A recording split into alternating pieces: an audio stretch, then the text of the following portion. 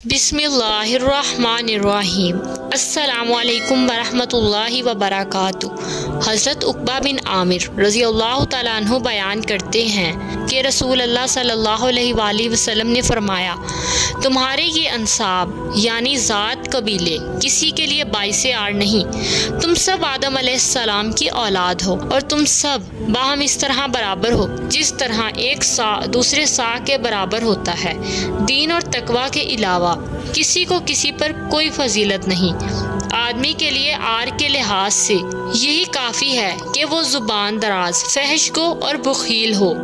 हज़रत मुगीरा रज़ी अल्लाह तआला अन्हु बयान करते हैं कि रसूल अल्लाह सल्लल्लाहु अलैहि वसल्लम ने फरमाया, बेशक अल्लाह ने माओं की नाफरमानी करने, बेटियों को जिंदा तरगोड़ करने, बुखल करने और 10 सवाल दराज करने को तुम पर हराम करार दिया है और फजूल बातें करने, लोगों के अहवाल जानने के लिए ज़्यादा सवाल करने और माल ज़ाया करने को तुम्हारे मुतल्लिक नापसंद फरमाया है। हज़रत अनस रज़ी अल्लाह तआला अन्हु बयान करते हैं कि रसूल अल्लाह सल्लल्लाहु अलैहि वसल्लम ने फरमाया, जो शख्स ये पसंद करता है कि उसका रिस्क फराग कर दिया जाए और उसकी उम्र दराज कर दी जाए तो वो सिला रहमी करे।